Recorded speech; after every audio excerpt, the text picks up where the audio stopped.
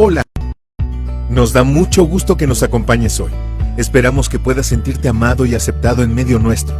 No somos un edificio, somos una gran familia. No somos perfectos, somos discípulos deseosos de amar, crecer y servir. Deseosos de amar a Dios y a nuestro prójimo. Crecer en una relación con Dios y nuestros hermanos. Y servir a nuestra comunidad, compartiendo con otros lo que Dios nos ha dado.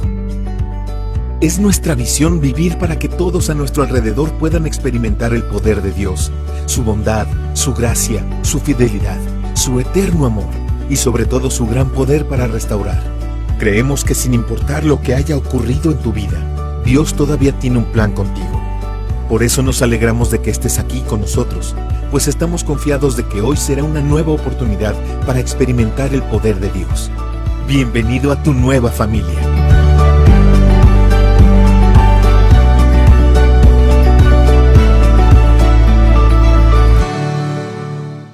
Buenas noches, hermanos. Gracias al Señor otra vez por este tiempo que tenemos para meditar la palabra de Dios juntos y también para tener nuestro tiempo de oración. Hoy día miércoles, la iglesia se arrodilla delante del Señor reconociendo su soberanía, su misericordia, su majestad y clamamos a Él, hermanos. Gracias al Señor por este tiempo. Bienvenidos a todos. Quiero invitarles a abrir sus Biblias, por favor, en el libro de Hechos, capítulo 12. Vamos a leer del versículo 1 hacia adelante, ¿ya? Los primeros versículos leamos para que podamos encontrar el contexto de lo que estamos queriendo enseñar en esta noche. El tema, la importancia de la oración, ¿no? La importancia de la oración, ¿ya? Hechos, capítulo 12, versículos 1 hacia adelante. Dice la palabra de Dios allí. En aquel mismo tiempo, el rey Herodes echó mano a algunos de la iglesia para maltratarles, y mató a espada a Jacobo, hermano de Juan. Y viendo que esto había agradado a los judíos, procedió a prender también a Pedro. Eran entonces los días de los panes sin levadura. Y habiéndole tomado preso, le puso en la cárcel, entregándole a 4 grupos de 4 soldados cada uno, para que le custodiasen, y se proponía sacar al pueblo después de la Pascua. Así que Pedro estaba custodiado en la cárcel, pero la iglesia hacía sin cesar oración a Dios por él. Qué interesante. Miren, imagínense el tiempo difícil que estaban viviendo los discípulos. Había persecución. Y en esta ocasión, la persecución venía de parte del rey Herodes. Este Herodes era Herodes Agripa I. Era el nieto de Herodes el Grande, ¿no? En realidad, Herodes Agripa había sido puesto para reinar sobre Judea por el emperador romano Claudio, ¿ya? Es importante que podamos ver para ubicarnos en el contexto de todo lo que estamos mencionando. Ahora, este Herodes Agripa I era peculiar, porque le gustaba todo lo que era la ley de Moisés y practicaba la ley de Moisés, ¿no? De tal manera que fue a extremos por querer agradar a los judíos. Llegó a hacer cosas mucho más allá de lo que en ese momento se podría pensar, solamente por querer ganarse al pueblo para su favor. Es así que en el versículo 1 estamos leyendo lo que dice la palabra. En aquel mismo tiempo el rey Herodes echó mano a algunos de la iglesia para maltratarles. ¿Ven? Entonces aquí ya estamos viendo la acción de este Herodes Agripa I para que se gane el favor del pueblo, básicamente. Dice el versículo 2, y mató a espada a Jacobo, hermano de Juan. Miren hasta dónde está llegando, ¿no? Agarró a unos creyentes, a unos cristianos, los echó a la cárcel y también mató, dice, a Jacobo. ¿Quién es este Jacobo? Este Jacobo, hermanos, es quien había estado con Pedro y con Juan en el monte de la transfiguración con el Señor Jesucristo, ¿no? Y es también aquel cuya madre había pedido a Jesús que sus 2 hijos se sentaran a su lado cuando el Señor reine. Entonces nos ubicamos quién era este Jacobo, ¿verdad? La pregunta sería entonces, ¿por qué Jacobo fue muerto a espada? Y como veremos más adelante, Pedro es salvado milagrosamente. ¿Sabe qué? Aquí nosotros encontramos lo que conocemos como la soberanía de Dios, ¿no? En verdad, nosotros, hermanos, debemos reposar en el amor, en los planes, sobre todo en la soberanía de Dios. ¿Por qué? Porque finalmente, hermanos, la voluntad de Dios es agradable y perfecta, dice la palabra. Y aun cuando a Jacobo lo mataron, eso estaba dentro del plan del Señor. Él tenía sus propósitos para este asunto. ¿Sabe? Hay un escritor que sobre este punto decía lo siguiente. Escuchen, dice, el mal que Dios bendice es nuestro bien. Y el bien no bendecido es nuestro mal. Y todo está bien, aunque hay un mal grande, si es su buena voluntad. Entonces descansemos en la soberanía de Dios y agradezcamos al Señor por lo que acontece. La Biblia dice que debemos agradecer a Dios en todo. Y aunque, entre comillas, parece que las cosas nos están saliendo mal, es más, sufrimos por situaciones de repente de enfermedades, de muerte, lo que fuera, todavía, hermanos, debemos agradecer al Señor, reconocer su soberanía y saber que al final Dios tiene control de todo esto. Ni siquiera la muerte realmente al final es un problema. El apóstol Pablo decía, para mí el vivir es Cristo, el morir es ganancia. Entonces otra vez, descansemos en la soberanía del Señor en ese aspecto, hermanos. Volvamos a lo que estamos viendo. Mira lo que dice el versículo 3 ahora. Y viendo que esto, o sea, el hecho que había metido a la cárcel a algunos creyentes, había matado a Jacobo, dice, había agradado a los judíos, procedió a prender también a Pedro. O sea, el rey Herodes estaba entusiasmado, ¿no? Quería ganarse el favor de los judíos, quería que los judíos lo aclamaran, lo acogieran como rey, porque siempre había cierta reticencia, dado que era romano. Sin embargo, con las actitudes que él estaba mostrando, la gente estaba a su favor, los judíos estaban a su favor. Y viendo que había matado a Jacobo, la gente estaba aún más a su favor. Al ver esto, él quiere avanzar más. Agarra a Pedro y dice que lo echa a la cárcel. Dice el versículo 4. Y habiéndole tomado preso, le puso en la cárcel, entregándole a 4 grupos de 4 soldados cada uno para que lo custodiasen. Y se proponía sacarle al pueblo después de la Pascua. Miren, la situación ahora es ya para Pedro. Pedro está en la cárcel. Dice el versículo que eran los días de los panes sin levadura, o sea, la fiesta, ¿no? Y el emperador, obviamente, quería ejecutar a Pedro para hacerse querer más por la gente. Sin embargo, eran los días de fiesta, y en estos días de fiesta, pues, no estaba permitido, en cierta forma, que haya ejecuciones o haya muertes. Por eso es que lo guardan hasta que termine la fiesta, y después de esto, Herodes está planeando ejecutar a Pedro, ¿ya? Y dice el versículo que estamos leyendo que Pedro está preso en la cárcel y está custodiado por 16 soldados. 4 soldados por grupo, ¿no? 4 grupos de 4 soldados. 16 soldados están custodiando a Pedro. Y dice el versículo, se proponía sacarle al pueblo después de la Pascua. Miren, aquí está. El rey Agripa está pensando ahora sacar a Pedro después de que la fiesta termine. ¿Para qué? Para ejecutarlo. Ese era su plan. Dice el versículo 5, que es lo que quiero llegar. Así que Pedro estaba custodiado en la cárcel, pero la iglesia hacía sin cesar oración a Dios por él. Y esto es algo interesante. Aquí vemos la importancia de la oración. Los hermanos, los creyentes se han enterado de que Pedro ya está en la cárcel y lo que ahora hacen es clamar al Señor, estar en oración a Él. Y por lo que después más adelante podemos ver, quizás no es una oración tan profunda, quizás no es una oración perfecta ni nada por el estilo, pero el mismo hecho de que estaban ahí orando a Dios, hermanos, era algo que movía las cosas delante del Señor. Hay un escritor también, Morgan se llama, dice así: aquella fuerza de una oración ferviente, aunque vacilante, era más poderosa que Herodes y más poderosa que el infierno. Aquí está, la iglesia dice, hacía sin cesar oración a Dios por él. Y aquí lo que quiero que pensemos un poquito es del versículo 6 hacia adelante. Mira lo que dice: cuando Herodes le iba a sacar, aquella misma noche estaba Pedro durmiendo entre 2 soldados, sujeto con 2 cadenas, y los guardas delante de la puerta custodiaban la cárcel. Es decir, ya terminó la fiesta, el el rey está listo para sacar a Pedro, para ejecutarlo, y esa misma noche se da la respuesta de Dios a la oración de la iglesia. Otra vez, la importancia de la oración.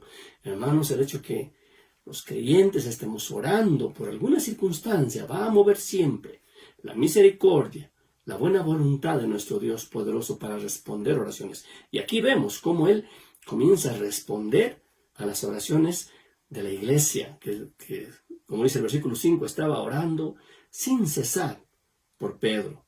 ¿Ok? Dice el versículo 7, y he aquí que se presentó un ángel del Señor y una luz resplandeció en la cárcel, y tocando a Pedro en el costado le despertó diciendo, levántate pronto. Y las cadenas se le cayeron de las manos.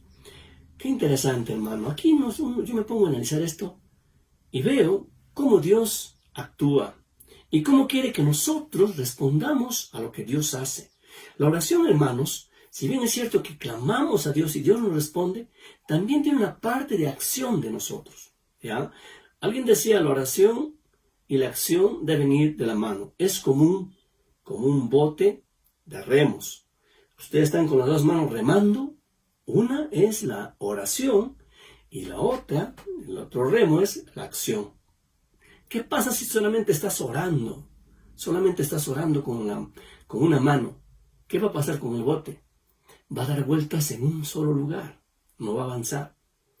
Pero cuando las dos se accionan, el bote va a avanzar. De manera que aquí lo que yo veo, hermano, es Dios responde, pero a la vez pide acción de nosotros. Noten el versículo que estamos leyendo, el versículo 7. He aquí que se presenta un ángel del Señor y una luz resplandeció en la cárcel. Y tocando a Pedro en el costado le despertó diciendo, levántate pronto. Y las cadenas se le cayeron de las manos. Aquí encontramos algo interesante, hermano. El ángel no llega y lo levanta a Pedro. No, lo toca y le dice, levántate. Pedro, ¿qué tenía que hacer? Levantarse. Esa es una cosa que él podía hacer. Pero luego el versículo dice que las cadenas se le cayeron de las manos. ¿Pedro podía quitarse las cadenas? No. Eso es potestad del Señor. Eso es poder de Dios. Dice el versículo que Pedro se levanta y las cadenas se le caen de las manos. Si seguimos leyendo, hermano, usted va a entender que hay cosas que Pedro puede hacer, debe hacer, es su responsabilidad. Y hay cosas que Pedro no puede hacer, y eso es misericordia y acción de Dios. Leamos los versículos que siguen. Mire lo que dice, por ejemplo, el versículo 8. Le dijo el ángel, cíñete y átate las sandalias, y lo hizo así. Otra vez, el ángel no lo ciñe, el ángel no le ata las sandalias. Es Pedro quien lo tiene que hacer. A él le corresponde, esa es su responsabilidad. El ángel le dice, cíñete, y Pedro lo hace. Átate las sandalias, y Pedro lo hace. Pero sigan leyendo lo que dice más adelante. Dice, y le dijo, envuélvete en tu manto y sígueme. Miren, todo eso es para que Pedro actúe. Él tiene que atarse las sandalias, él tiene que envolverse en su manto. No es el ángel el que lo hace, ojo. Y sigue diciendo, mire, y saliendo le seguía, pero no sabía que era verdad lo que hacía el ángel, sino que pensaba que había una visión. Habiendo pasado la primera y la segunda guardia, llegaron a la puerta de hierro que daba a la ciudad. Hasta aquí. Había guardias allí. Los guardias no lo detuvieron. ¿Pedro podía detenerlos? No. Eso es acción, misericordia de Dios. Simplemente los guardias como que no le ven. ¿Se da cuenta? Dios está actuando en cosas que Pedro no puede hacer. Siga leyendo. Miren, llegaron a la puerta de hierro que daba a la ciudad, la cual se les abrió por sí misma, y salidos pasaron una calle. Y luego el ángel se apartó de él. La puerta de hierro que estaba allí, ¿Pedro podía abrir? No, no podía abrir. Eso es acción de Dios, misericordia de Dios. Y otra vez, hermano, nosotros cuando oramos a Dios, debemos también hacer las cosas que nos corresponden hacer. Imagínese, a ver, usted está alistándose en la mañana, tiene que ir a su trabajo y ya está con la hora, le faltan 20 minutos para llegar. Si es que sale en este momento, tranquilamente va a poder llegar a su trabajo, pero está saliendo y se acuerda sus llaves. Mis llaves. Vuelve, busca, todo está desordenado, no sabe dónde dejó la llave y finalmente lo encuentra, pero ha pasado tiempo ya. Sales, llegas a tu trabajo tarde. ¿Qué haces? A pesar de que has dicho, Señor, por favor, ayúdame a encontrar la llave, simplemente lo encontraste, pero te pasó el tiempo, llegaste tarde. Te descuentan, reniegas, estás enojado. Pregunta, ¿de quién es la responsabilidad de guardar la llave bien, en un sitio fijo? ¿De Dios o de ti? De ti, obviamente.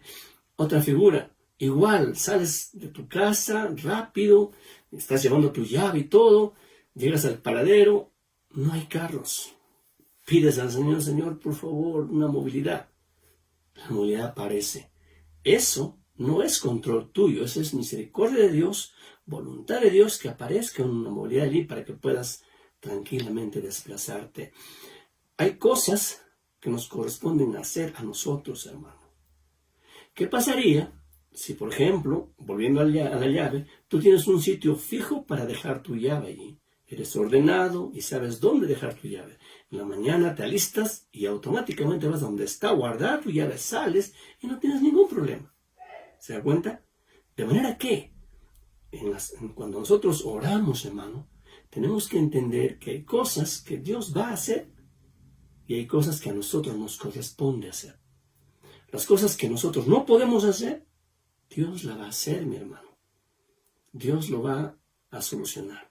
Pero las cosas que nosotros debemos y podemos hacer, el Señor nos va a decir, tú hazlo, te toca, te corresponde. Esto es bien importante, hermano. En todo momento, cuando oramos, pensemos, ¿qué tengo que hacer también? ¿Qué me corresponde hacer?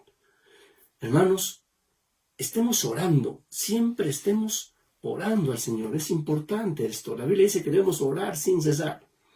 Y recuerde, a nuestro WhatsApp de la iglesia llegan peticiones de nuestros hermanos que nos piden que oremos por sus familiares, por sus amistades, por personas que están delicadas de salud en este tiempo de pandemia, por esas personas que han sido contagiadas, que están mal en los hospitales.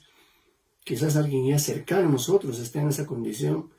Hermanos, debemos estar orando, clamando, pidiendo al Señor, pero a la vez debemos pensar cómo podemos hacer, cómo podemos ayudar, cómo podemos actuar también para que nuestra oración, hermanos, sea efectiva realmente delante de nuestro Señor.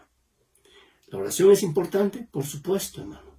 No es que tú lo hagas todo, es Dios quien va a actuar, es Dios quien va a proveer, es Dios quien va a abrir puertas, es Dios quien va a dar las posibilidades en alguna circunstancia difícil, pero es también tu accionar, las cosas que tienes que hacer.